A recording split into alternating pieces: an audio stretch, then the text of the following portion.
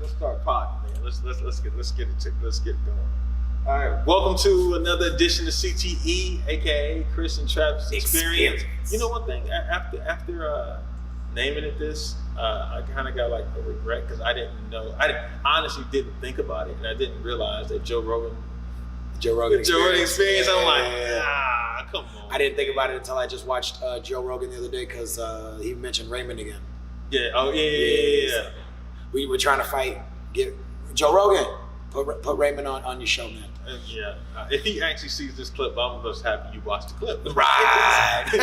Tag you. Like, tag shout out Joe Rogan. I'm a fan of Joe Rogan now. Right. Like, yeah. All right. No. But let's do it. We were off last week. It was Memorial Day.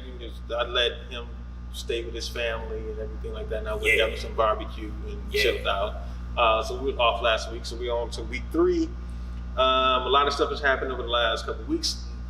Thankfully, no sport, karate people have been fighting. I shouldn't say thankfully, but I mean. But yeah, right now there's a momentary break from our sport karate guys who are doing extracurricular activities outside of the sport. Yeah, man.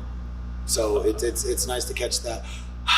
Yeah, a little break. And watch other people fight. Yeah, watch Anthony Joshua prove that being ripped and muscly don't really mean you got a good chin. You gotta hang it out for the skinny fellas, man. The fat boy came through, gave all the confidence. Chucky Lovin gave him everything. Man, they so happy right now. People taking their shirts off, like, yeah. I was like, man, what is happening right now? Like, yo, I was. Did you watch that fight? Yeah.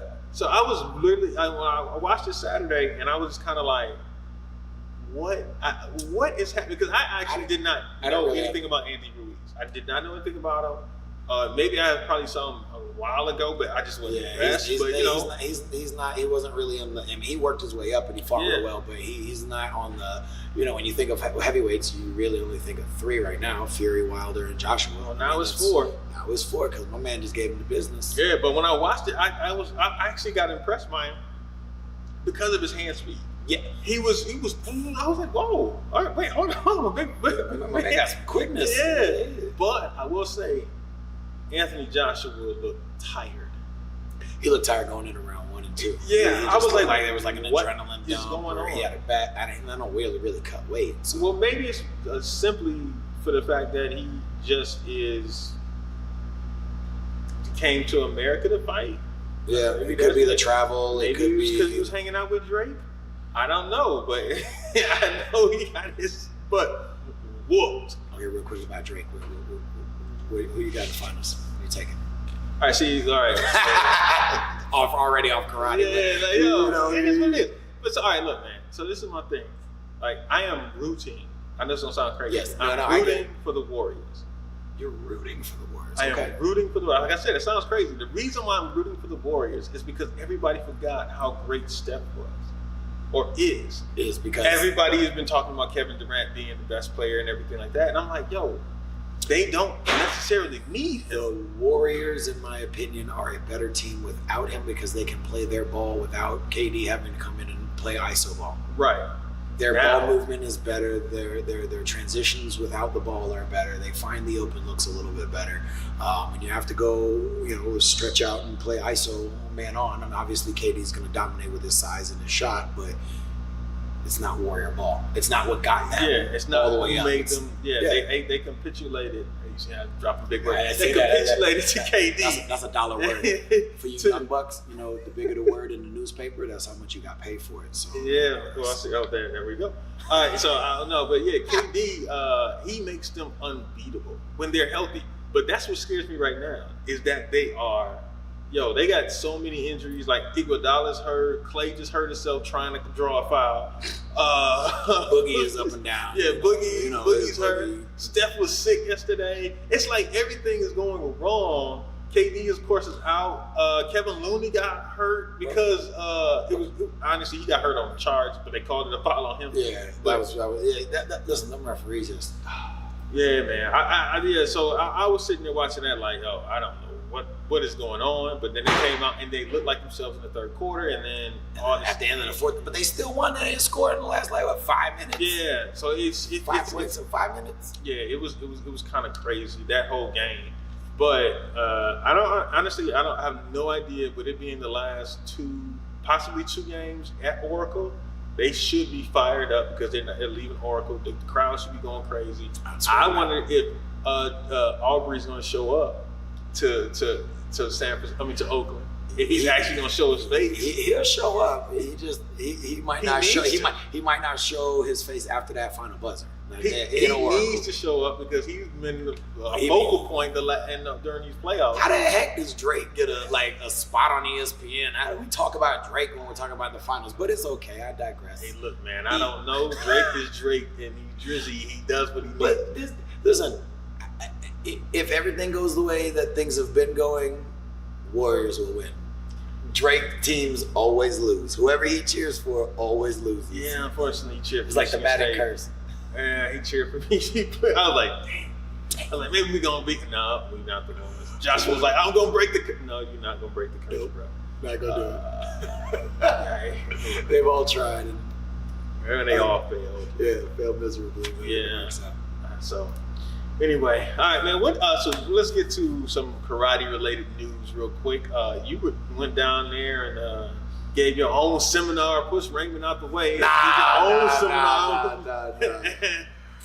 went down to Seawalk the GOAT. Daytona. Yeah, we went to Daytona Beach, Florida for the Blitz Mayan Challenge. How far is that from Orlando? Hour. Breakdancing? Nah. Ain't no breakdancing. Nah, man, we was out there just doing nothing, sitting on the beach, relaxing.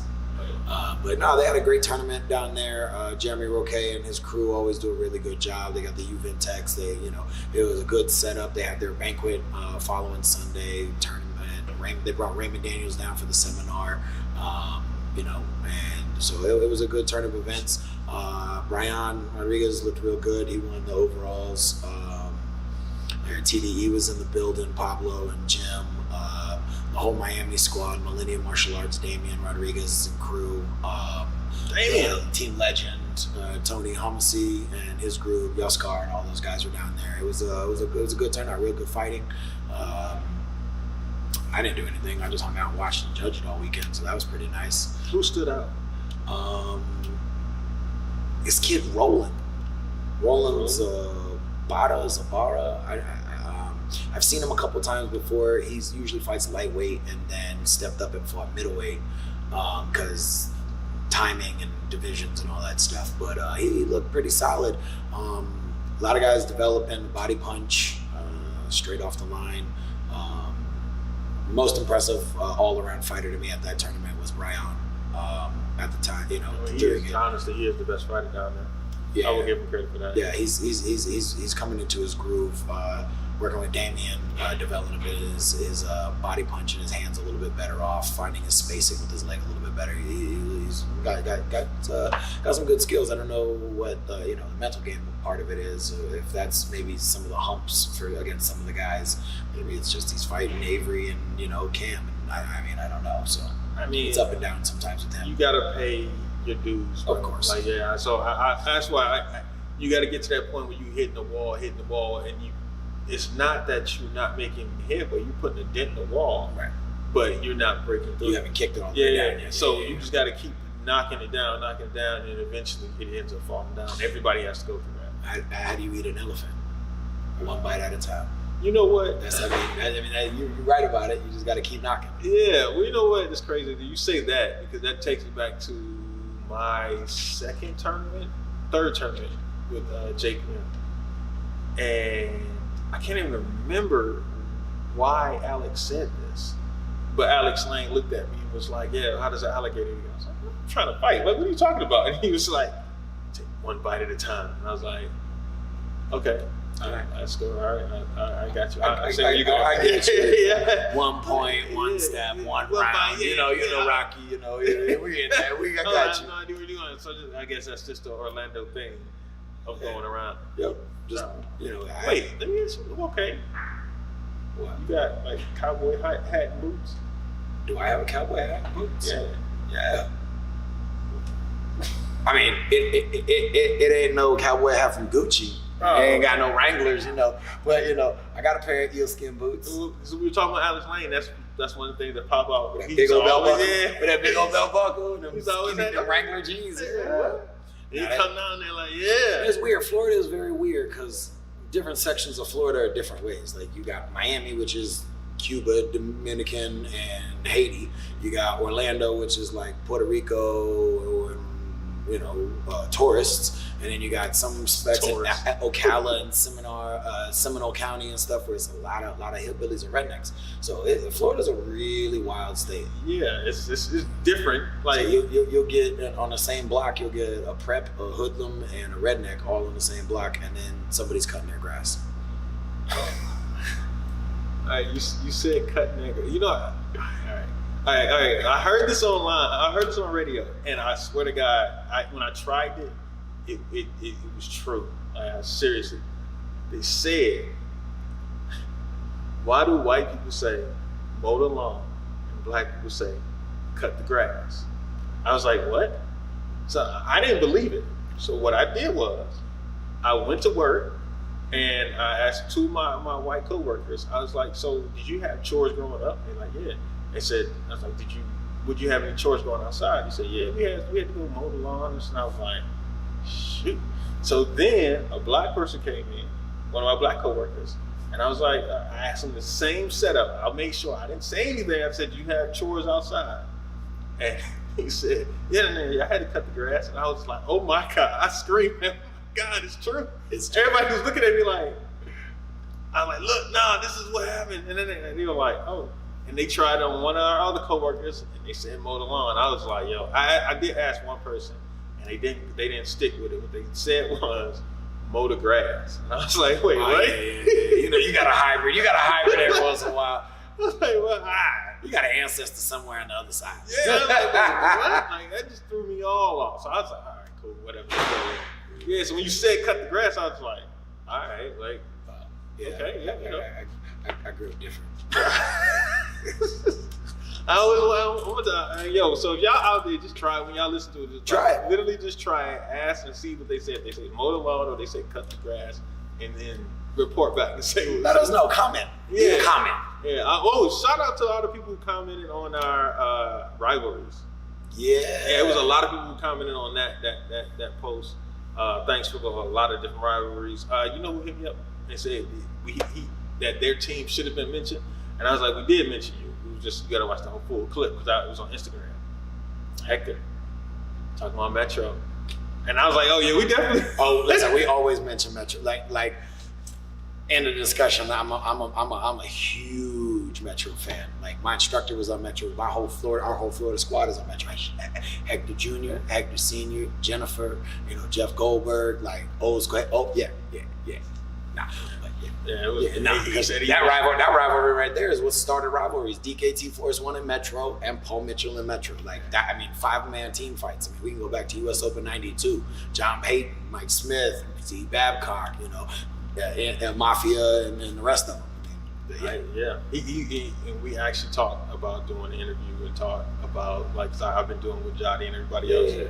Yeah, we talked about that. So you guys look out for that because that's coming soon. And I'm just saying, he was like, "You want to hear some stories?" I was like, "Oh, I do."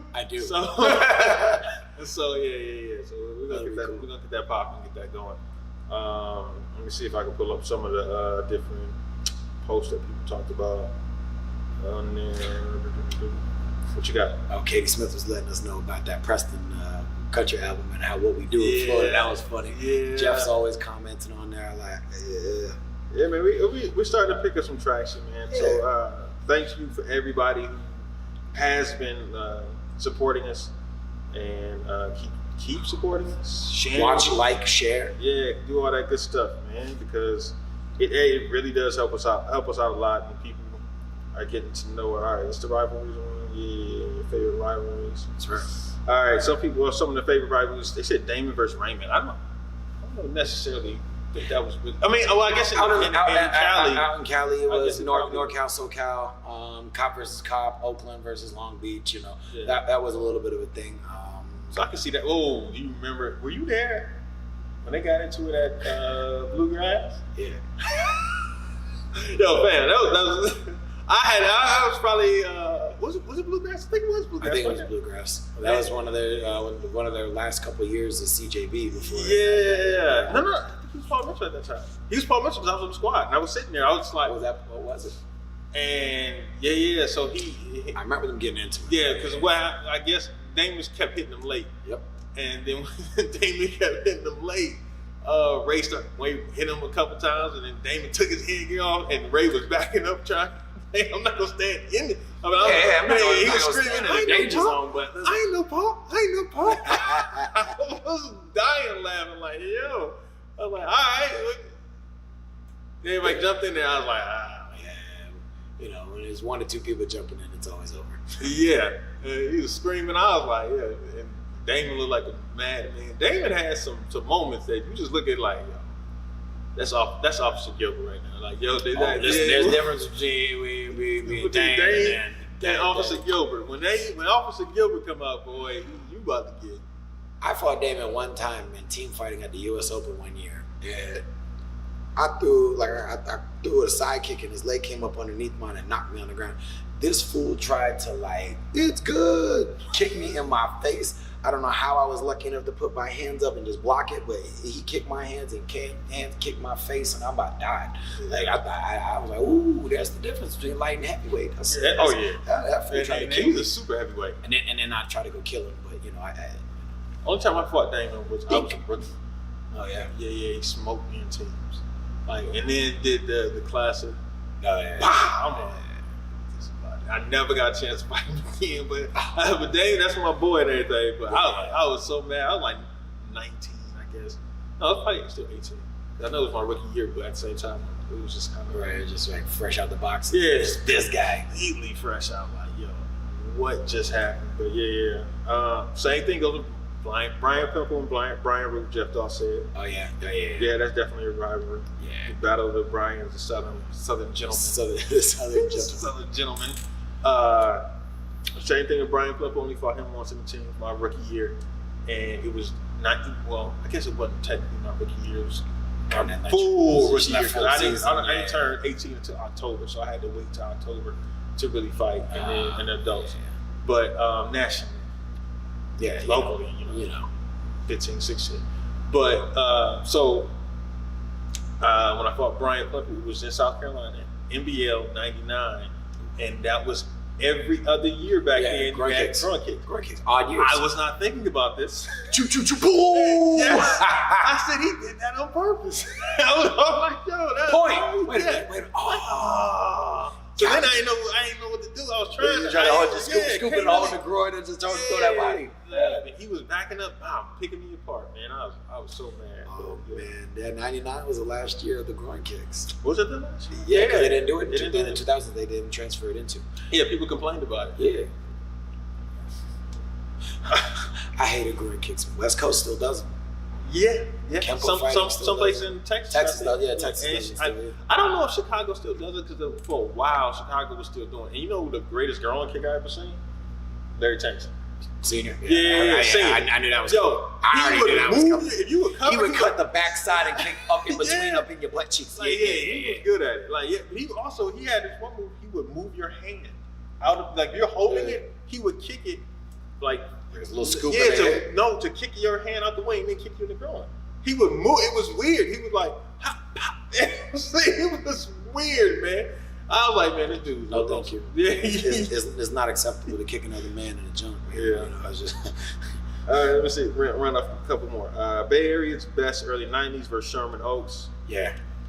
Carl Kanai versus Team Bay Area. Team Kanai versus Bay. Team Kanai had the Showtime geese. Those things were dope. You took a picture and it just came out like a big reflection. Jason versus Ray. Yeah. Normal.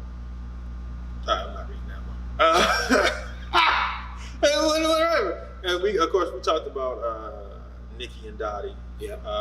Then he went to the juniors with Willie and Nate, Willie and Jack. Willie and Jack was a good one. Willie and Jack as a junior was really good. Yeah, that was really good. Thomas Wright, Jason Facey. Yeah. Yeah. Oh yeah, that was a Thomas Wright. First dude I ever seen on a national level do that duck under in the back fist. First dude I ever seen when he was on Elite do that. Man, that's crazy. Like when I look back at my year to come out, it was Thomas, Jason Facey, Jason Tankson, Relic, Raymond, me, Preston. like that was an insane class that came out that year. Like it really was. That class was crazy. Yeah, that was a crazy class. Like yo, that was a good draft. Yeah, it was. We the 03. We the 03. LeBron and them. That's our draft. Class 03, baby. Don't worry about it. So let me see. Marty Eubanks and Shaw Austin. Now, I was too young for that, but Shaw was Shaw, man. That is one of my that rivalry. That is why when we talked about the rivalries, the DKT Force One and Metro, it was Calvin Thomas, Mike Smith, and Chris McBride versus Ibby, Hakeem, and Shaw. Now Chris McBride, Chris McBride, one of my favorite fighters of all time. I seen that dude go from point to continuous, go back to continuous, go back to point. They didn't call punches, he only threw kicks. They didn't call kicks, he only threw hands. He didn't really say too much about it, but he blasted you, dude. Shout out to Chris McBride. That dude was dope. All right, we got one of us, and they pluralized it. Brady's versus Pedro. Oh, we gonna talk about it? I'm gonna let you go. I'm gonna let you go. Hey, Ronald and Donald, man, I love y'all. These fools would be like sitting on the sideline coaching each other, and then during a scuffle or a skirmish, they'd be swap out, and they'd be different. Like, I don't know, you're not supposed to say that now, but you know how they talk about, when you got a twin, would you ever switch roles with your twin because they're better at math than you or whatever? Bro, listen, when it came down to situations and they needed a kick, wow, they switched out, boom, based on offense or based on defense, bro. Listen, yes, it was the Brady's versus Pedro, but it's all the same fam, so it's kind of weird on that one. Yeah, but still, like, that's what I'm saying. Who said that? That was Tion. Tion. What's up, Tion? What up, Tion? Let's see. We got. I don't want to mess up your last name, George. I'm not gonna mess up your last name, George. Nope. Sorry. Greek, I would imagine. Yeah, Elipolis. And then I did turn around and did it. They said Pedro versus Donald. Then he said Mafia versus Hakeem. Yes. Mafia versus Fast Feet, Jerry Fontanez. That was good. Pedro versus KA. Yep. Jotty versus Brian Ruth, of course. Yeah. Metro Juniors versus Karate USA. Super Grands. I don't know that one.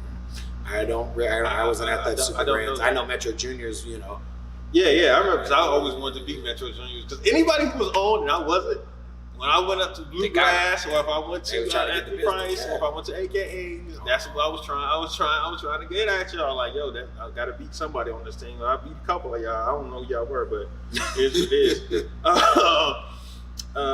Jason Tankson versus Raymond. Okay, and then Paul Mitchell versus Mitchell. All right. So yeah, those are some of the rivalries that you guys mentioned, and we agree with. Some of them I did not know. But it is what it is. I've always liked learning about certain things, but yeah, that was dope. Thanks, and thank you for all of that type of stuff, all that, and keep them coming. Shoot, if you want to, mention a couple more in here, we missed a couple more, bring them out. Because we got some different things that we're going to be discussing here in a few, so it brings out good stuff. Yeah. Well, we got. We'll start on. What were we about? 20, 25 minutes in. All right, so let's get to some of the topics we actually said we were going to do in our quote-unquote pre-production. All right, we did, well, it was a lot of different tournaments. I can't even remember everybody who Syracuse won. Open. Yeah. I believe that was Matthew Williams won. I think so. Or I think he won Leclerc's. No, he won. No, he won. I think he won Syracuse. He might have won Leclerc's. I think he won Leclerc's. He won Leclerc's. I can't think. I think I know who won. Shoot, I'm blanking on his name. Y'all seen El Java they had posted something up there for El Java's tournament. It was a white dude. I'm trying to think who it was. White fighter, good fighter, young. Straight up Brandon Ballou. No. Jeremy Francoeur. Jeremy Francoeur. There we go. There we go. He won the series. I saw that. Yeah. Anthony Merrick's won form. Was that Leclerc's? Yeah. It was a good weekend for sport karate. I wish I knew who won out in California. Nebraska or whatever. Which league? Capital Battle in the Capital or something like that. I wish I knew. Yeah, hit us up down low. I can't not think of who it is, but we'll shout you out next week. Absolutely. Anything else from the recap from this weekend? No, we got the Mayan. We got the Syracuse, the Clerks. Cali, we'll get to that. I was so busy. You're missing. There's always 9 tournaments a weekend at some given point. All over the place. But it's nice to see everybody staying active in regional tournaments. But do you know why they canceled the New England Open? I just saw that on my way home from Daytona yesterday. I haven't got a chance to dig in and ask any questions. I shout out to Mr. Greenhall. I hope everything is good. Because he always had one of the better fighting tournaments. Listen, I've only gone to a couple times. One of my favorite super fights back when we used to do super fights. It's my favorite. We had to wear 10-ounce gloves and bang. Like 80s, 90s karate. But I haven't seen anything yet. Like I said, hope everything is okay and there's no kind of emergencies for Mr. G. Super cool dude, super nice guy.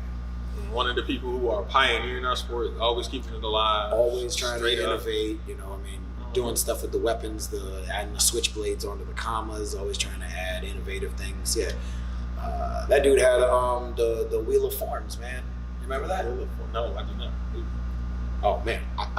So it was like this big spinner wheel, right? And it was like kids and adults, everybody could do it. And you had to go up there and you had to spin the wheel, and whatever it came up to, that's what you had to do. Like, I remember when I did it, I had soft style weapons. Chris Walker doesn't do soft style. I'm just gonna let you know that right now. I make jokes and I eat soft serve ice cream, but I'm not a soft style. So what'd you do? I did. You jumped around. Brandon Hewer from AKA let me borrow his broadsword, and I figured it out. I was kind of moving it, and I'm like, oh, that's how they do that. That's like, I still wasn't good at it, but I lost. Did you jump and fall? Oh yeah, of course I did. I did the tornado kick. I did the kick with the down and the sweep and the breakdance move. With the sword. I tried to do the Dajin Kwang, the DX, the bees, and it just was terrible looking. Somebody probably should have slapped me for it. But, I want to see video of this. So if anybody got video, Mark Canonizato had to do a 3-sectional staff. When did they come up with this? It was just did it say like one of the slivers, the smallest sliver, like the bankrupt's joint on Wheel of Fortune was the 3-sectional staff, because nobody really knows how to do a 3-sectional staff anymore. I ain't seen nobody since. I can't remember who did it. Richard Brandon did it. Yes, there we go. Richard Brandon did it, and I saw Ming do it once. Jeez, that would be interesting. That's my girl right there. Yeah. I'm just saying that would be interesting to see. Somebody come but that's why I liked Joe for that. He was doing the lightweight and heavyweight super fights. He was doing, I think it was super forms or whatever, and you had to be able to do traditional forms, bladed or non-bladed, open forms, bladed and non-bladed, soft style, extreme forms, So you got some of the traditional dudes out there trying to do rolls and jump kicks. Some of them extreme dudes trying to do horse stances and reverse punches. So, it was a cool thing. First off, if they can't do that, they need to be slapped. Okay, first off, I'm just saying, I understand that you are a extreme and you're doing all this, but if you can't do the basics of martial arts, why are you here? Like, you are just a flipper. You're at that point, like, you're just a gymnast. You're not a martial artist. I will go off on that part. Like, bad gymnast. Well, a bad because a lot of them, not all of them, because some of these dudes are legit and they're good. But even like when they cork, it's like feet don't go over the head. It kind of cuts at an angle, so it's not like to me, it's not like a real flip. Yeah. But that again, that's the generational gap between new school tricking versus the original days. Shout out to Carmichael Simon and David Douglas and Kim Do Nguyen. I'm glad they got rid of. Well, I think they got rid of the tricking division because I never understood. No, they have gatherings now. So what they do is they do the trick battles. Occasional of them, they got the what's it called, adrenaline squad. They do cool stuff, man. Them kids be doing some stuff, man. I don't get the format. It seems just too wild. It's just like it's more like, so what they do is they do it like a b-boy battle, like a break battle.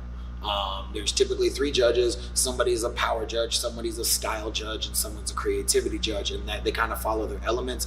Then they do battles down, and it's like a one-on-one trick battle. My tricks versus your tricks, and then at the end, the 3 judges, pick a winner, and then they move on like a bracket, like a tournament style thing, until you get to the finals, and then they judge the last 2 down. So it's like kind of like what they do at WKF, the traditional karate. It's not everybody does a form and then they pick a winner first, second, or third. You versus you, you versus you, you versus you, all the way down to the end. So that's kind of how they set that up. Okay. Because watching it, I was completely they do, confused. it's like 1 minute rounds, and you have 1 minute rounds. You do a pass, you do a pass, you do a pass, you do a pass, and based upon what you land, how hard you do, and those things like that. Then like gymnastics, you got the creativity and you got the technical judges. So it's kind of how that works out. Yeah, but they all in gymnastics, there's only one person on the floor, right? And they do what their routine.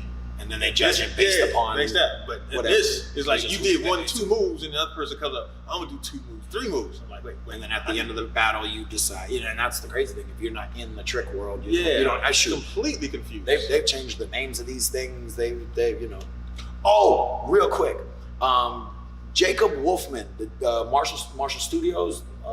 He's going around. He's doing a lot of things with the schools and trying to get their marketing up and do all kinds of professional videography now. In that, he posted a video. I don't know where he got it, of Anthony Atkins doing a form at graduation of his school, like a school, high school graduation. No.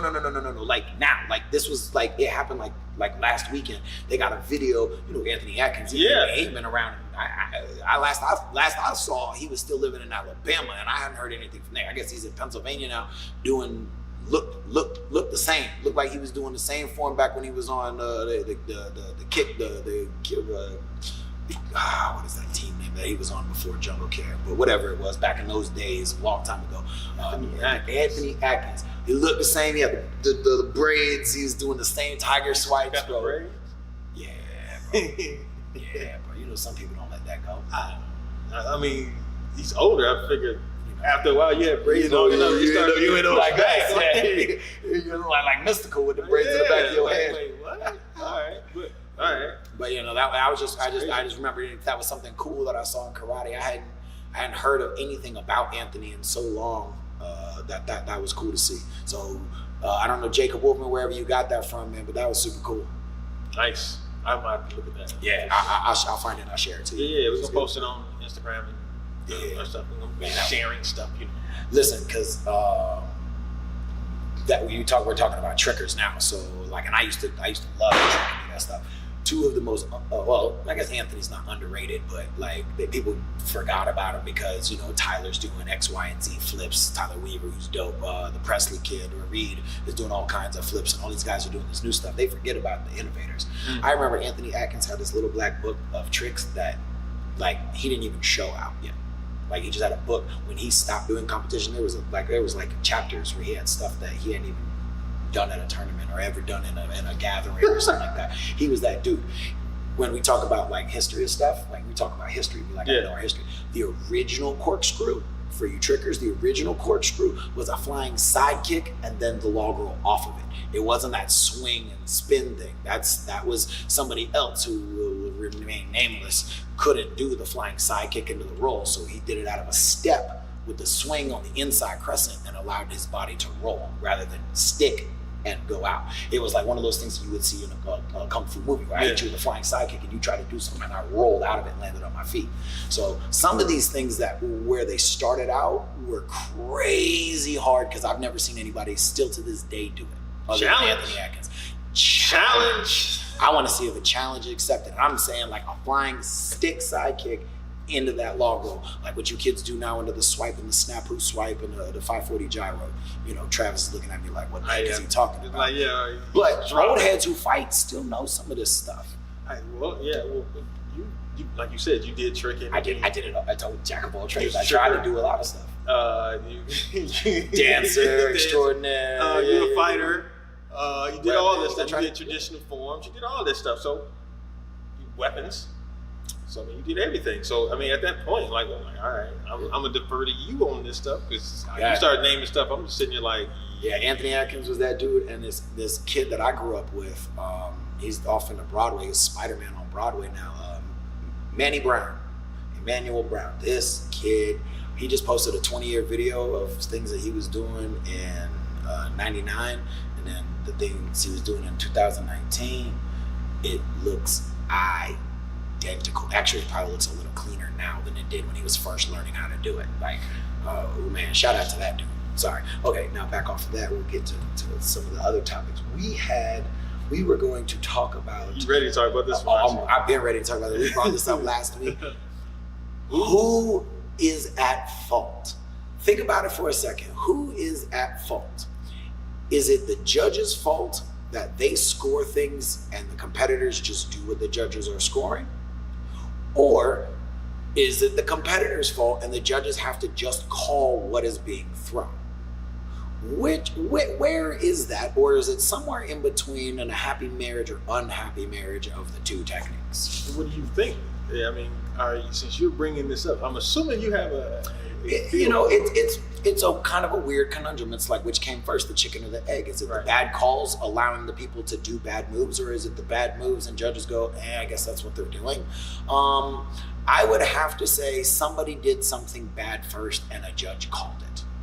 So it would have to be the judge accepted the not full technique as a full technique, and it kind of like snowballed from there. All right, give me a technique that you hate that is often called.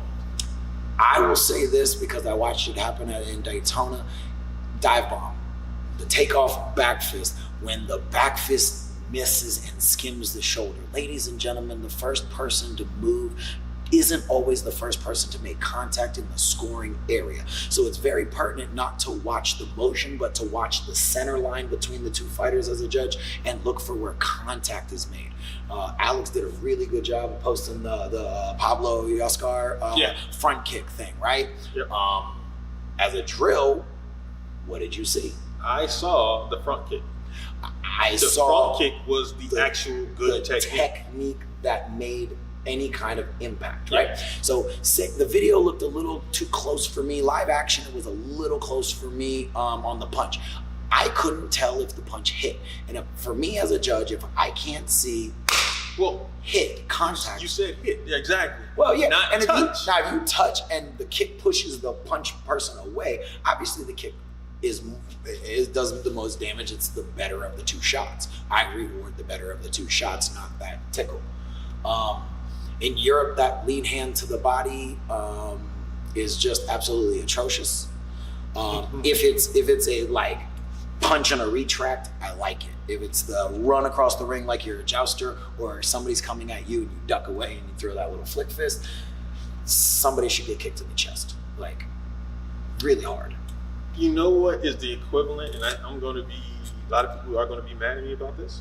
I'm waiting because I think I'm going to be in agreement with you. It is the non-locked out defensive side kick. The little thing that they do, hit, and you just flick your little leg out, and you just let the person run into your, like that. Honestly, to me, that's not a technique. If you're not throwing a kick, you're throwing a chamber, right? But you're not throwing a kick. Now, question on that one to kind of go with it, because I have a couple of examples to follow up with this. Does it have to be fully locked out and extended, or does it have to have drive and impact, even if it makes drive and impact while it's still partially chambered?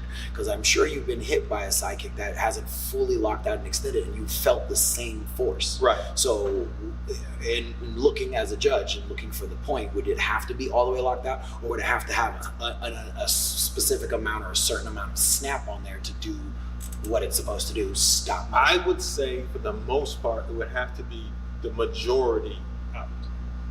So let's say more than halfway. Yes, more than halfway. Because if you agree. I like you said, I can run into a half top side kick and then feel it because I'm coming so fast. Right now, because I was gonna say I've been hit by. For me, my favorite defensive side kicker that I've ever fought is Jack. Jack Felton's got one of the craziest D sides, and it doesn't. And him in between him or super fast Joe Fife, and neither one of them really all the way stiff to lock it out. But you feel it. You know it. It's like, that sucks. No, I get that. Like Ross is the same way. Ross does not throw his sidekick fully out. He just boom. It's just really like it, but it's strong and it stops you. Okay, so as long I agree with. Okay, but at the same time, nobody teaches a person, and you're in your school when you're doing drills. You do not teach a person to not fully throw a sidekick. That's right. Because that person is going to, like, if you were doing a real fight, somebody's going through you. Pop, pop, pop. And to me, it's always been like a sort of like, yo, all right. Yeah. I don't like that. Like, yeah. I don't get it. It's the same thing. So like if the puncher gets there first and the kick touches like a little bit, but the puncher goes through the kick, the kick should never get to should not, especially if the puncher, even if maybe the exercise on the front kick, if the puncher even looks like it touches, but then they don't go and the kicker moves them back, the kicker should always get the point. Okay. I agree with that. I'm on it with I know a lot of people are like, no, but you felt it, but if I run into somebody's elbow, that's still not a point. Like, I'm going to feel that hurt too. Man, I'm starting to see some of these stances why them elbow pads are starting to be a thing. I mean, we turn into marshmallow men, but you know, I saw 3 or 4 elbows get ran into open stance blitzes and whatnot. But okay, so now we get into another topic. At what point is too much safety? I know that sounds crazy, but at what point is it going to be overkill where we're just wrapped in completely pads, the whole thing, and everything is? I mean, at what point is it? I feel a lot of the times our kids are already there. Hands, feet, shins, chest guard with the sternum, face mask, headgears, XYZ. I mean, these kids are wearing the Under Armour things with the rib pads and the chest pad, and then they have to wear the chest gear over it. Like, that's already starting to happen. Now, for adults, I mean, come on, what happened to sign the waiver and do what you got to do? Like that. I mean, we're grown-ups. If you don't want to wear elbow pads, then by all means, you don't have to wear elbow pads. But no, if you hit somebody with your elbow and they can't continue, you're disqualified. I mean, it's got to be a blanket rule. Okay. I remember when Jody got his cheekbone smashed open by a goofy dude who just got hit by Jody and it ate the elbow, and that's why he has that scar there. And that's why he wore his face mask. So, I mean, I get it. I understand. It's just, personal responsibility, and I choose what I want. I don't have to be mandated and gone to. Just kind of goes to what we talked about. A lot of different things because the stuff that goes on in Canada, they were doing in Canada about registering these kids and registering adults. It's just a slippery slope when you open things up for always being told without having your own say. Yeah. So I mean, I get why some of the safety is bad, absolutely. But at the same time, it takes a little bit away from, especially when you're an adult. Right. And think about it. What were the face masks really for? Was it really to prevent bloody lips and busted noses, or is it kind of to get more kids out, to think that we can get more kids out of tournament if we wrap them up a little bit? Kids won't be getting scared to get hit so much. Well, see, I always hated the face masks because they added an extra 5 inches to my face. Especially because there are leagues that don't allow face contact with the face mask on, and there are leagues that mask is a target. Yes. Like, because I'm coming from the old school. You got that face mask on. I'm trying to break it. I want to see how hard I can hit you to break it. It's like a target for me. But how many kids nowadays have that kind of a real attitude? Well, a lot of it is because all the stuff they're on there, they're being taught that you can get hurt and be cautious. So some of the people are just kind of, I'm a little, but when you take that stuff off and you're like, okay, and when you don't have it on, for me, I wasn't thinking that way. I was thinking more attack and don't get hit, and it makes you a little bit more aware of what's actually happening. If you just think, oh, I'm not going to get hurt, I'm not going to get hurt. Like we teach break falls at the school. Yeah, if you bounce your head off my mat, it's not going to be a big deal. But go outside on the asphalt and see if that's what you want to do. Same thing, it's kind of like, well, I don't really allow a lot of that stuff in my school because, if a bully comes up to you at lunch, you think they're going to be like, oh, I'm going to let you go put your sparring pads on before I punch you in the tummy. Like, it's not going to happen. So, but, that's a different topic. Because that gets into some other stuff, too. Dealing with kids and bullies. We're going to set that one down. We're going to set that one to the side. Kids and bullies, listen, I got a different viewpoint on that. We're going to have fun with that one, too. But back to this judging. Yeah. All right, so who do I think is more to blame? I I would have to blame the judges. Yes. Because at the end of Without the day, them calling it, the trash will go away. Right. No one. A lot of people aren't throwing the Euro tickle over here in America because nobody's. We don't call it. We say it's not a point. Guarantee if they were calling it, people will be throwing it more and more often. And then you see people like Zolt and Raymond have the worst fight. Two of the best fighters in this. Raymond is one of the best ever. One of. People will argue with me on that one about where in line that is, but arguably you can't deny. That's the topic we'll have. That's goats. Yeah, we gotta have that talk. Well, we would definitely have that. We have that talk. We have GOAT teams. We have GOAT lightweights. We have GOAT generations. We got a lot of fun. Yeah. But hey, you threw me off. You're talking about judges. You were talking about Raymond and Zolt having the worst they had the worst fight ever that year at the Irish Open. Raymond's last fight at the Irish Open was the most boring thing in the world to watch because it was just where you could see Zolt's leg and the amazement that was his leg in an era of non-kickers versus Raymond's spin and Raymond's blitz, and we got a body jab fight. Every time Raymond went to blitz, Zolt body jabbed. Every time Zolt went to kick, Raymond stepped in and body jabbed, and it just took away from the amazing ability of our fighters. Like you said, if we don't call it here in America, no, we don't count that. Nobody throws it. Yeah, nobody's gonna throw it. And I agree with you 100% on if the judges stopped calling it, the competitors would stop doing it. Yeah, and you know what? One of the things, one of the judges, he got a big mouth, but I always loved him when he judged not because of how he judged. I mean, not because of he always called it right, but he would call what he saw.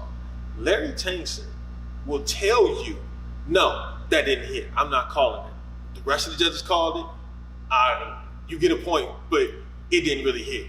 Go. That was garbage. Yeah, no, that's not happening. And I would be like, yo, all right, at least you telling me what you seeing. Right, Like, you know what I mean? You know who I thought you were gonna say when you first started talking about it, because he's the same way. He's one of my favorite judges of all time, Manny Abuelo.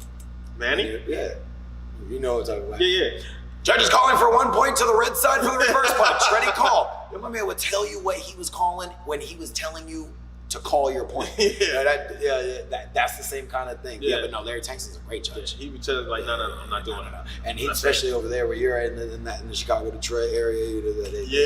Larry's the man over there. Yeah, so he would say all that, and it would just be interesting. I mean, I'm like, all right, so he's not calling that. Boom. Oh, you got that.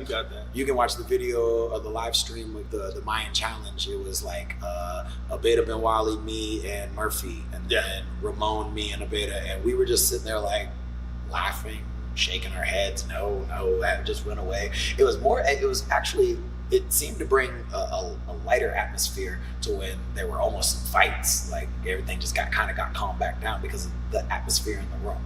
They knew good calls were going to get called. They knew that we weren't going to let BS slide. They knew we weren't going to let you influence us because we don't care about you because we're all competitors as well. I mean, at the end of the day, I don't care if you win. Like, I don't care. I'm judging, I literally don't care. Even if you're fighting my teammate. I mean, I want my teammate to win, but I'm going to call it. That's where we're a little different. I step out. I try to step out. I get out. I'm just saying, look. I would step out because I don't want anybody thinking that anything goes on one way or the other. But when I say, hey, I got a fighter in this, they go, we don't care. I'm not going to call, we had this discussion before. New England Open, the first time Zolt ever beat Raymond. I, unfortunately, was on the 2-point call for Zolt. I called the 2-point sidekick. I got more harassment from my teammates than any other time. I have lost team fights for my team before, and they didn't give me the business as much as they did for calling that Zolt kick. And I'm sorry. He got you. He got you, bro. Like, from my angle, right here, see foot, see back fist, I saw it. I'm sorry, but I can't cheat. Like, I'm just, dang, I'm not that good of a liar. You could tell on my face. I was like,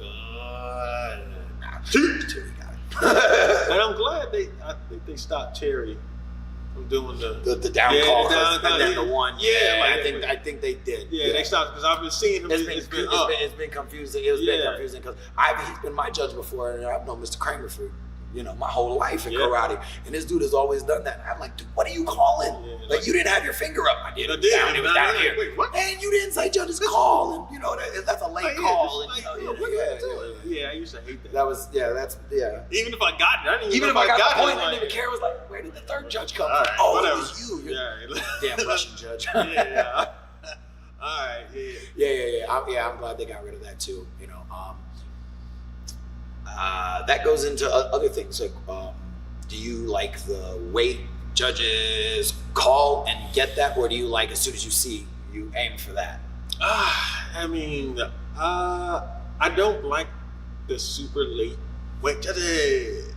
Cool. Like I never really liked that part, but it gets confusing as soon as they start pointing And they follow. Yeah, but if they haven't stopped it, you know what I mean? Like you see somebody, all right, I gotta stay in the fight, because it gets kind of a little confusing because some of them don't say anything. They just start pointing, and they don't say stop or anything. They just that kind of goes into the center having, if it's a corner judge doing the arm and not calling anything, it's up to the center to stop it. It's up to the fighter to listen to the judge and all that. Yeah, so but it is a little muddy waters in there like that. I mean, if they got it to the point where the center said stop, and then that's when they pointed, I'm fine. Like it doesn't make any difference to me at that point. But at the same time, it gets. I mean, no matter what it is, it's got to be 3 people or 5 people, whatever they're doing, the judges that are all comfortable enough with it to have something assist. That's the question. Do you like 3 or 5? Depends on who my 3 are. If I got 3 good judges, I'm happy with 3. If I got 2, I don't know who that guy is, and he's been making bad calls all day, give me 2 more, so at least I have better. There was one judge before I got on Palm Beach I could not stand because he was completely biased towards Palm Beach, and then I got on Palm Beach. That was my guy. And then I was on that joint like, hey, you in there? All right. Let's go. I'm sure I know it's probably one of 3 people. So I'm sure I know who it is. I never knew his name. I never talked to the guy, but I just saw him like, all right, okay, all right, let's go. But it's probably from one of the really big states. Honestly, I have no idea where the guy's from. I knew he was from the Northeast, but I just I don't know what his name is. Glasses. Yeah. I know who you're talking about. Yeah. And I'll just be like, all right, you in my corner, all right. All right, cool. Same judge. Funny enough, same judge. Always gave me 1 or 2 extra calls. Same guy. I know exactly what you're talking about. Yeah. Same guy. And, it's one of those, I met him up there, shook hands, was nice to him, talked to him, chatted up, hung out. And then ever since then, it was like, anything close goes to me. Oh, man. Okay. I should probably stop being so abrasive and make friends. Are you? No, it's not for me. But have you? Were you one of the people who talked to the judges before the competition? Like, would you just have random conversations? Or? A couple of them. But I didn't really make it a point to go talk to anybody or get in good standings and shake their hands and do any of that. I always made, no matter what I did, because I was one of them loud people who, talked to the judges. If I disagreed with something, I would say it, which probably lost me a lot of fights. Possible. Well, quite possible. Very, very, very probable, I'm just saying. But at the end, no matter what I did, I always wanted to make sure that I went by and showed respect afterwards. Even if I yelled at them, even if I disrespected them, I would come up and I would apologize. And thank you for taking the time out of your day to judge me. Whether I agreed with you or not, but thank you for that. Well, I never really said much in the ring. I would just, I would, all right. Just because when we argue with you, not going to change the mind. I'm like, all right. I let the people on the outside scream at it. I got to focus on beating you. Regardless of what the judges do, I have to figure out how can I get you to see my point so I can win this fight. What is it? What is in my scope of possibilities? Yeah. Like, so at that point, I try not to get out of my whack. Yeah. It was only one time that it was kind of crazy, and it was before the fight. It was me versus David Butcher Wilson in Chicago at the AKA Grand Nationals. Really I guess it was towards it was my first full season. It was 99, so it was the first full season. Damn, that was 20 years ago. But yeah, so AKA was still an NBL. Yeah, that was So we decided we were gonna fight. I mean, it was for first and second, me versus him, old versus new, Detroit versus Chicago. And literally before we fought, everybody was coming around that ring and started the chant of Detroit, Chi-Town, Detroit, Chi. And that joint, the whole place started rocking. I looked around, other rings were stopped, and everybody was watching on this side. My uncle, it's a video, my uncle was walking back and forth, jumping up and down, hype his all head, and then the judges started to scream, Chi-Town. And so we look I'm about to get the business today. No. You gonna get knocked out. We're not about to do this. And so they pulled. It was cricket. They pulled cricket. They pulled. I can't remember who else was over there judging. But they pulled both of them, and then they brought in cats from upstate New York, and they had them judge the fight, and I won. But it was just, but that to me that was no. Hold on, man. You're not finna have all three of y'all. They had to stop the fight at one point and back everybody up off the ring. Mark, why am I forgetting? He just had the tournament. American. Russo. Yeah, Mark Russo came over. And he was the arbitrator at the time. He was like, "Look, you gotta have everybody back up. You gotta back everybody up." Yeah, like they were screaming. It was loud, man. That was one of the most fun fights I ever had. But yeah, judges were screaming Chi-Town. I was like, "Are y'all insane?" Hold on. This not gonna go. It's not gonna be at least a good one for me. Yeah, not at all. I ain't getting no points, and you ain't having no teeth at the end of this round, buddy. Man, I was like, yo, that's our school. That's our era, you know. You ain't getting points. That fight was crazy. I love that awesome. fight. I still watch that fight just to go back. Like, it's one of them. As you're putting that tape on, just get hyped watching that craziness. Now, did you convert that over from VHS? I didn't. Somebody, Mike Gibbs did. He tagged me in Facebook with it, and I saw it, and I was like, oh shoot, all right, yeah. I was watching. I was like, oh, this is crazy. And literally the most.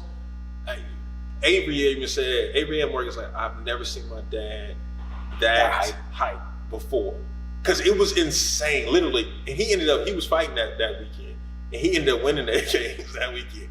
But he was walking back and forth, jumping up. This like, man, it was insane. Yeah, man. you know, he quiet now. Yeah, that's the accent. Look, first off, that's a different Richard Plowman. This is a different nice. Richard Plowman than the one that I met growing up too. Yeah, I know you know him a whole lot better than I do. They got trained a little bit differently than we did. Like we had, it was. I saw a video. I guess I was maybe a purple belt, and I'm probably 8 years old, and they like jumping jacks, 500, go, and you just, I'm an 8-year-old doing 500 jumping jacks, looking crazy. I'm like, what in the world? And you had like adults in the front, like. Well, that was the days though, man. Listen, could you imagine? Like we do 1,000 jumping jacks for a black belt. Like you have to do 1,000 jumping jacks in 20 minutes to get to qualify to test for a black belt. But other than that, man, like I can't see kids doing that. What's a punishment for kids today? 10 push-ups. 10. Man, look, I came late to a training session. That was 100 push-ups on your knuckles. On your knuckles. Bro, on your knuckles. Come up your on knuckles the wood all floor. like, And if you have 4 knuckles red instead of the 2 that you were supposed to, boy, you might as well start over. You might as well just be right there for the rest of the day. Oh, I had a parent come in today. Wait, do they even do knuckle push-ups? My kids do. When they don't hold their fists tight, they do them on the mats. Okay. They don't do push-ups. They have to hold in the position and they have to hold for 30 seconds because you can't do that with kids nowadays. You get a kid crying in your karate school, man, and you're done. Yeah. Sometimes. Now, the parents don't come all the time and you just got to... But the other parents are still there. Yeah, you got to... Depending on the parents. Yeah, we used to have Mr. Wellens would snitch on people if they were in class doing something wrong. He ain't doing it, like Mr. Plowman, he ain't doing it. Oh man, we had them parents. Luckily, I was the instructor at that time. I'm like, he's yeah. Oh, he's not holding that leg up doing the figure 8. Oh, he's too low. Like, figure 8 joints. Anything, man. Like, yo, he was snitching. Like, so yeah, even the parents now, it's like, I already know. Yeah, I already know how I'm gonna be like, yo. Yeah, listen, suck it up, Andy. Yeah. My son today was crying. Listen, you want gummies? You got 27 movements and 5 burpees. That's the end of the discussion. You either want you gotta the gummies and you'll do it, or gummies ain't that important to you. Like, it's one way or the other. Yeah, but you know, there's and it's weird, this whole judging topic, you know, because at the end of the day, there are so many different rule sets. We don't have a united rules. We used to. There was a rule book. It was called the UTK rule book. Black and Blue Productions did a VHS, dating here, I was on that ugly thing, wearing an ugly gi and looking like what the heck. But they made a UTK rule book that explained you are not allowed to wear this. This is a point. These are the areas. This is this. And everybody followed it with the exception of the NBL. Because NBL had their own 1 point, which I love 1 point body kicks. 3-point spinning, jump spinning, cartwheel kicks. I never liked the ground fighting once they got rid of the head hitting. That's all Sherman Oaks' fault. Yeah. They used to stomp and soccer kick people, just stomp on someone's head and whatnot. The best, I guess, ground head kick I saw was Carlos Tierney to Reggie Perry. Reggie fell on one knee. Carlos decided to step on his knee and switch kick him in the head. No. It was the most crazy thing I ever seen in my life. He went pow. I was like, wait, what? Like, what are you doing? Like, you got a point? Yes. No. Oh, because it was the head. It was NBL. It was to the head. And he like I said, it depended on what year. It depended on what year it was, because, like I said, they used to allow headshots to the ground. Yeah. But I never understood, like, if I'm going to hit you in the body, why are you allowed to kick me in my head from the floor, but I'm not allowed to kick you while your head is on the ground? Now, I understand the stomping and a foot, head can't go, that far down on the ground. But if I throw like a flick round kick or I throw a back fist on your head, isn't that the same as me coming down and you kicking me up in my face? They got I know they didn't. I think they just got rid of it for the they had Ray Wizard and Sherman Oaks Raiders out there freaking stomping on people's faces. Yeah. I mean, that's how we got headgear. Well, headgear, I think we touched on this last time. Headgear ain't really nothing for protection. It's only so when you fall down, you don't concuss yourself by smashing onto the floor. Hand pads and feet pads are so you don't break your own hands. None of this stuff is to protect you from getting hit. You still feel the impact. Obviously, boxers who get impact all the time are the ones who have the real Parkinson's and the real problems. Type stuff. Yeah, because and it doesn't hurt. That's why people. Sorry, off topic. But that's why people get oh my God, bare knuckle boxing is so crazy. Bare knuckle boxing is safer. 1 or 2 shots, that one split and the fight's over. That one dude that turns his back and it's over. It's not the constant the bang, bang, bang, bang, bang in your head that's rattling that brain off. So, do you think that's why Paulie Malignaggi, whatever the name is? That dude's only doing that so he can make money. I mean, I'm just saying, like, when I saw that, I was like, why? He's fighting Artem Lobov guy from UFC. They got beef because Paulie was working with Conor for a little while. As he was leading into the Mayweather thing, and the Mayweather called, Paulie and that whole whatever. So them 2 dudes are gonna bang it out, which, I mean, I'm cool with it. It's entertainment value. I mean, I guess, but I mean, Paulie has no power, so that's Artem's got all kinds of power. If you watched his last fight, the last fight that they were in, old dude's tooth flew out like it was bananas. Like I said, entertainment value. Paulie can sell the fight because he talks a lot of mess, but yeah, I think he probably gonna get his trap shut though. He's gonna keep talking, but he's gonna get beat up. So he gonna be like Adrian Broner. Yeah, I won that fight. Fool, you threw 19 punches the whole fight, but I hit him with like 7 of them. Like I don't. Adrian has always been annoying to me. I have never liked him. Yeah, he was too much Mayweather's mouth without the skill. Yeah, he hadn't done anything. He got signed him. I don't say he hadn't done anything, but he hadn't done enough to do money to that. much stuff. Like, I get it. Like, I get some of the stuff you selling the fight, but then when you were doing stuff to be on World Star, and it was all right, you're doing a little too much. You're doing a little too much for me. But I mean, he got money, so he got his money that he wanted. So that's the thing. What do you want? Everybody wants something different. Yeah. Are you the one that's searching for the dollar? Are you the one that's searching for the honor? Are you the one that's searching for the name and the celebrity? Are you looking for the groupies that come along with it? What do you want out of it? And everybody's quest is different. People talk a lot about Mayweather and his money, but his quest was never that. His quest became that, but his original quest was to go undefeated. His original quest is to be the best defensive boxer ever. And it's hard to say no. It's very, very hard to say no. I mean, it depends on how Lomachenko's run goes, but if Lomachenko runs as close to as long as Mayweather, he might just be the better defensive fighter because he doesn't get hit. He lost his first fight, didn't he? Well, still, yeah. Yeah. And he's lost a couple as an amateur, so he'll never have that record, so he automatically isn't going to be. Right, so they always say that, but Lomachenko, that dude, man. Yeah, he's nice. That dude is nice. He's real nice. Because I first saw people were talking about him when I saw the first fight, and I was like, yeah. Why is he getting a title fight off his first fight? I don't understand this, but all right. Because he was, 119 and 1 as an amateur or some nonsense record like that. Yeah. Which goes back to Ruiz when we started. Yeah. It was like 115 and something like that, like 4 or something to that effect as an amateur also. That I just found out because I had no idea who he was. But boxing doesn't, they don't talk about boxing is. Yeah, they don't do a good job. The reason MMA took over so well is because boxing dropped the ball. Mm. All that fight between Showbox and HBO, and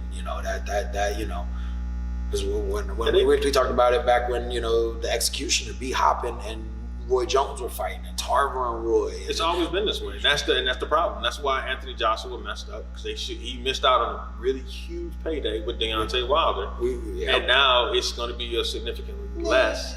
It's actually going to be wanted because I want to see Tyson Fury and Wilder again. Yeah, and then he got another fight too. Yeah, he signed 2 fights. I can't remember who the other fight he has, but it was somebody who knocked him down. It was a guy who knocked Wilder down, and then he ended up knocking the guy out. And so that was a rematch of that one. And he signed. I like the fact that he signed both of them. Like, yo, I'm gonna fight you. I got you. I'm gonna fight you. Done, I got you next. Like you on deck. Yeah. You put your quarter on the game, man. Let's go. Yep. He's doing what he needs to do. So I can't even be mad at him about that. We did it ourselves on that one too. Put the quarter on the pool table. Put a quarter on the Street Fighter. Yeah. Well, Yeah, Some of these kids need to learn about it. It is what it is at that point. Yeah. All right. We have one more topic. You think we got enough time to get into it? Yeah. Okay. All right. So I saw a video of a kid from Legend, and he was fighting. I don't know if it was a kid. I don't know. I couldn't tell. But he was fighting. I think it was a kid. I think it was a junior. And he was fighting another person, and he threw a blitz, and they called stop, and then he did a back leg roundhouse kick to the kid's chin, and the kid buckled, and went down. Like, he tried to you saw him put his head up, like, and I sat there and I thought about it, because when the kid from Legend hit him, he was like, oh, once he saw him buckle, he was like, oh, and then they kind of just pulled him back, and he was like, he just kind of stood there, and I thought about it, and I was like, oh no, I understand that you get hit with a good shot during the fight, and you get knocked out, or you get dropped, or whatever. Mm-hmm. It is what it is. But on a late shot, is that automatic disqualification? Should be. If you hurt somebody and somebody has a hard time to continue because you broke a rule, they should automatically be a disqualification. Mm. I agree. And I used to be a late hitter. Yeah, so that's one of the things I was saying. He was a late hitter. I hit people late. Yeah, but if you break that rule and you harm someone and they can't continue, that's you. That's on you. That's like if I didn't throw that punch, that kid wouldn't have got dropped, and I would still be fighting. So, there is that stop. When I say stop, I mean, obviously protect yourself at all times. So part of that's theirs. But, if break was called, if stop was called, and there's that extra shot, it's really kind of hard to argue that. Yeah. So there was that. It was going around about Steph. Yeah. He did that late shot. He rocked you, man. But I have watched that video over and over and over. I have watched it, with the volume turned up. I have closed my eyes and just listened to hear if I can hear break. Honestly, I don't hear a loud enough, clear break to stop the action. That guy, and part of that setup was, that was the last fight of the tournament. That was for overall grands. That wasn't just a burger in the middle of the division.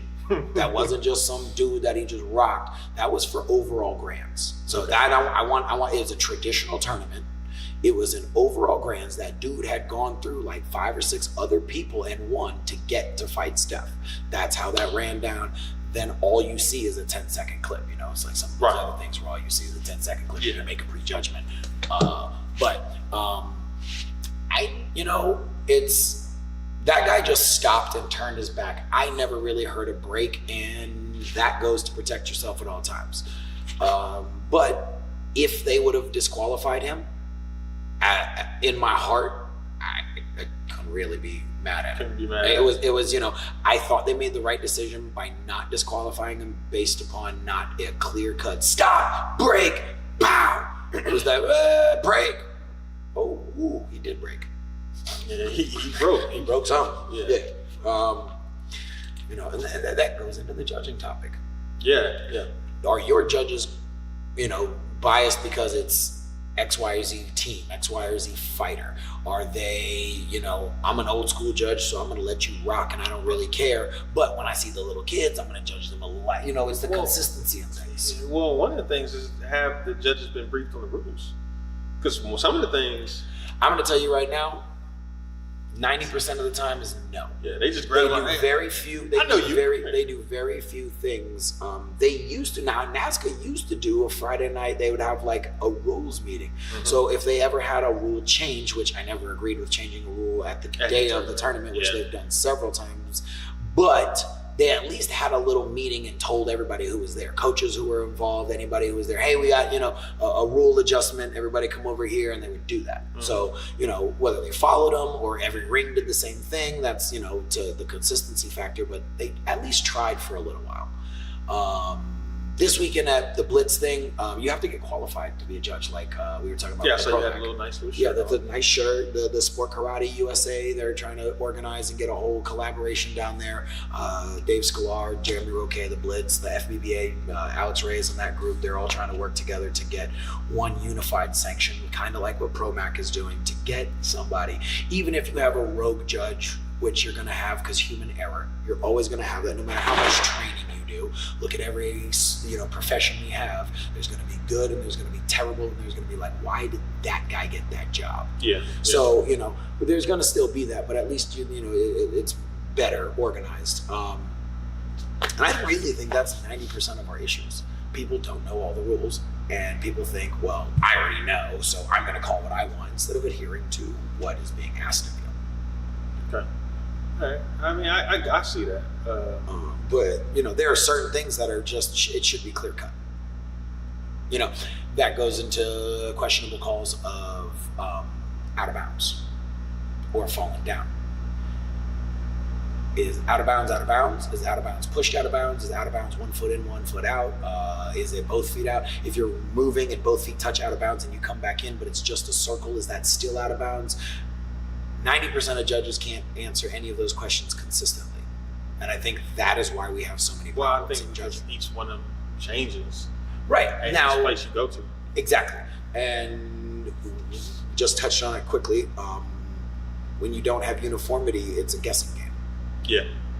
And when it's a guessing game with human error, it's going to be a crapshoot. It was like when NASCAR did in team fighting, and only in team fighting did they do, if you fall down, the other person gets a point, you run out of bounds, the other person gets a point, unless like Ross Levine sidekicks Robbie and Robbie flies out of the ring. That's not really a point. Yeah. But then you would have people who would try to in an exchange, knock someone down on the ground so they can get that extra point, or you're close to the edge and they try to push you out of bounds to get that extra point. So it lends itself to a weird rule. Well, mean, that's the same thing in the NBA when they start doing the flopping and the 3-point. I'm jumping into you. Yeah, I always hated that. Like that don't make any sense. Right. Like that's not a foul. That's you being offensively fouled. You're doing an offensive foul. That's You what it should be. You are offending me with that freaking call. Yeah. What's happening? Because I watch, speaking of the finals, I watched Steph do it. I watch, Damian Lillard do it. I watch James Harden is probably Clay the king of trying to do it. Yeah. Kick his leg out. Then stretch my hamstring. Hammy. What? Yeah.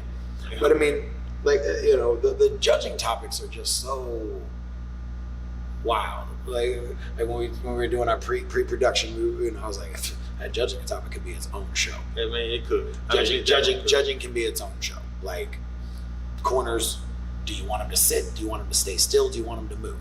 I am the mindset you need to move. I am exactly of the mindset of moving. But how do you become a spectator-friendly sport when you constantly have butt in your face because they're moving around? So it's a weird. You put them up on a higher platform and you put them on that stage, and you develop that spectator sport by set fights and creating excitement and buzz. We've talked about. Yeah, that. we got something out there. But, there's ways, but I mean, when it comes to the judging, it all comes down to one, just like. You have to go by whatever preparations and consistency. Yep. And then when you are it's kind of difficult when you are a forms competitor. Is that or weapons? I like to call them performers, competitors. Performance competitors. Yeah. It's good term. Yeah, because that's they end up being that's what performing. It's a performance. And for them, it's a little bit different because you don't know what that judge wants. Like you just go up there, you're gonna do what you want to do. You're gonna get the grade, the score that you get, and it's it's personal opinion. Yeah, we on the other hand get a chance to score and then see the. You're not calling that. The judges. You're not calling my body punch. I'm gonna do this now. Yeah. It'd be different if you didn't see what they were scoring. They were just tabulating points while you're fighting, like the continuous they were doing for a while. Yeah. But because then you really be screwed because you have no idea. Yeah. But then I like NBL continuous, but I did like how they would call it out. They tell you how many points, and if you were paying attention, you could kind of know. Oh, he got 12, and I got 10, and then I got 11, and he got 15. I'm losing. I gotta go, bang it out. But yeah, I'm with you. Yeah. I really there's preparation and consistency. Like you said, every league has their own different thing. NBL's rules are different than NASCAR rules, which are different than Pro Max rules, which are different than Blitz rules, which are different than BASCA in the Bay Area rules, which are different than Crane. WACO is completely different than everybody else. Actually, NBL was closest to WACO. Yeah. 1 point body kicks, with the exception of the 3 points and the falling. And base leg sweeps. That's its own topic. Yeah. Make sweeps great again. Yeah. I mean, now that we have mats. That's exactly what I was going to say. Now that we have mats, the reason we weren't sweeping is because people were falling, hitting their heads, and doing all that stuff. So now that we have mats, base leg sweeps definitely can come back. Because we do allow front foot boot-to-boot checks, but people don't even know that. Yeah, I used to love pop, pop, whoop, whoop. Yeah, and then when you throw it once and then they sweep it again, you turn it into an axe kick or a hook kick. Oh yeah, or a hacks kick. The hacks. Yeah, that's Jason. That's Jason. Sure was. That's all Jason. Is because he's still doing it. Yeah. I'm still doing it. Still fighting. Yep. He's like the last of the group that I named earlier. He was still fighting with the exception of Ray, and he's not doing this. Yeah, no. Yeah, all of a sudden, they're pretty much done. Yeah. I can't remember. I think it might. Yeah. Nope. Yeah, Jason's. Nope. Yeah. Jason's gonna be the one. Came out with y'all, didn't he? That's Trevor. Trevor's a year younger. Yeah, he was a year younger. Ryan Huntley came out with us. There was somebody else, and I can't remember who he was. He was on. I think he was on Paul Mitchell as a junior. They had two of them. I can't remember. From England, right? Matt Winsberg. You talking about No, not them. Matt did come out our year too. No, he came out our year. He came out our year too. But I can't think of. But it was some juniors. I want to say they were from Florida, but I can't remember who they were. Vince and Jack Cohen. I know they were on the team. Your juniors. What did you say? Vince Cohen and Jack Cohen. Vince was a forms dude, and Jack was, he did weapons and forms, but he was a better fighter.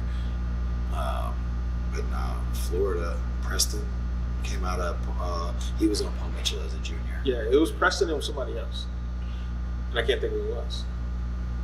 School brother Justin came out of there, Meadow Mays, a couple others, but yeah, I can't remember. That's drawing blank out on that one. Anyway, we got anything else? Oh man, funny thing is I just thought about a topic and then I would let something real quick, but I can't remember what it was. But so it's gone. It's that old age, that approaching 40 age type thing. You know, punched and kicked in the head too many times. Yep.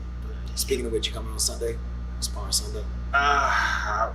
Wait, this Sunday? Yeah. No. That's what it is. I will be in Detroit this weekend. I will be in Detroit for the WKC. The tryouts, the American tryouts. Yeah. They're in Niagara Falls this year, so I will be there. I will go to WKC this year. You will compete? I knew that answer. Bro, I knew that answer. I'm going to just go and support, that'll be help awesome. coach and whatever. Yeah, because it is right here on the American side, up in that Buffalo section. Yeah, I'm assuming it's going to be a lot of people who come out and fight this year. American, because they didn't do it last year that much. No. But since it's over here, but it's here, yeah. Every year that any WKU, WKC, anything is here locally, that team is big. Yeah, it should be big. Last year or whatever, 2 years ago, WKU was in Orlando. I think. WKC. So, was it WKC? Oh, WKC was in Orlando. Okay. It was Orlando. And everybody was there. Yeah. That one. Yeah. Yeah. That's when I went. That's when I fought. Yeah. Who else was there? Matt, James, Anthony. Yeah. Y'all won teams. Yeah. Over the Canadians. Yeah. First time in a couple of years, right? No, they have won it. So they won it that year with Jotty. When Jotty won overalls. No. They hadn't won they won. We won in 2017, and I think in 2015, because 2016 Canada won. And then last year, that was with Dominic and Fortunato, Robbie. Yeah. 2016 they were in Ireland. Yes. And they won. I remember watching that one. I remember, Canadians and Americans. That was a good fight. It was like 1 or 2 points. Yeah. Vito and that was that squad. Okay. And they came up short. And then 2017 was we wanted to get that back, and they won. And then last year neither team won. Who was it? Is it Germans? English? I'm blanking. Because it was somebody. I want to say it was like Guatemala versus. Yeah, it was different. It was completely different. Like neither America or Canada was in the finals. Guatemala's got some fighters right now. Guatemala and Mexico, they got some dudes coming out of there. Yeah, I think it was Guatemala and was it Ireland? It might have been Ireland. Ireland's usually got a because Dean won it last year. He won the overall last year. Over there. So it's gonna be interesting to see who's gonna win this year, man. That'd be cool. Yeah, I'll be there this weekend. Probably take some of this stuff and do some interviews or something like that. Yeah, definitely. And try and get some content. If it's anybody in particular you guys want to see me interview, I could probably put it aside. Hey, come talk to me. You know, you got to get the family members. I've actively tried to avoid doing that. Do you? I have actively tried to avoid doing that. I don't know why. I just have. I was like, all right. I mean, everybody would want to see it, but at the same time, I kind of been like, you know, what would really bring views? I interviewed them. Probably. I have. They'll be in Atlanta 2 weeks. Yeah, I know. They'll be down here in 2 weeks in Atlanta. Atlanta's gonna be fun in 2 weeks. Yeah, that's gonna be an interesting recap on that one. That's gonna be fun. Yeah. We'll get some video, show up. Yeah. I'm actually going. Yeah, I'm gonna be there. Camera. Yeah. Okay. Yeah. So we'll cover a lot of different ground on that subject. Definitely, because that'll be fun. Let's do it. That'll be fun, 'cause I know Jack will be here. And, okay. So it'll be good. Jack Felton was just here. Was he? Yesterday, Sunday. He did a seminar. He did the seminar in like North Carolina, for Jimmy Sherman. Yeah. And then on his way back, I guess Josh had him hooked up, and he did a seminar at Josh Horwich School. Oh, okay. Yeah, I didn't know but that. shoot, my wife went over there, brought the kids, and just watched the seminar and hung out. Oh, all right. When did you get back? I got back this morning at 8:30. I stayed and hung out and with Mr. Smith and my mom, and then I left around like 8 o'clock, and then I had to stop at the rest stop because I getting here at 5:30 in the morning wasn't doing it. So an hour here, 30 minutes. Oh there, yeah. I've just done that. quick, and then get back on. Yeah, the I've road. done that a few times. Like I said a long time ago, riding people crazy. To sit up here and drive. All right, I gotta put road. I remember one year we went to the tournament that I guess we're not really discussing anymore this year due to reposts and shares of topics. You look confused, so I'm gonna have to fill you in on that one. Yeah, all right. But Jermon and I, we left the nighttime show and just drove back from South Carolina because we didn't feel like being there anymore. The tournament was over. Oh, that tournament. That tournament. Okay. Yeah. Yeah, so that was the tournament that probably shall not be named. That's a crazy topic. That's a crazy topic, and we're at the end here, so I'm not sure if we should. But I kind of want to touch on it a little. Nah, we're gonna. I want to say that. We gotta say. I want to say that because I'm trying to keep this about an hour, and we're probably like a little bit. I know we're over. Oh shit, we had an hour and a half. All right, look. We're gonna say that one. Just be known.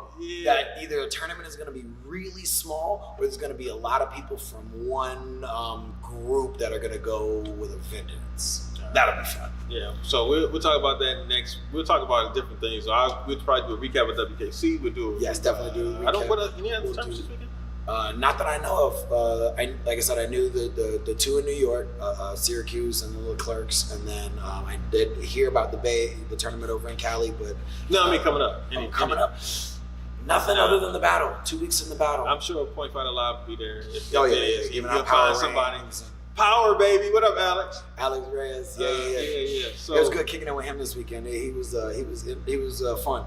Talking about getting the radio. He watches ours. He was up here last week. That's because he did the show with the new show they got, Power Hour. The Power Hour with Alex, and they did that with Josh. They did their own interview with Josh. Yeah. That was the first one. I gotta probably go back and watch that today. I started watching a little bit of the beginning of it, but I didn't get to running summer camps. You get a whole lot of free time. All right, man. We'll catch you guys next week. It's Travis. That's Chris. See y'all later.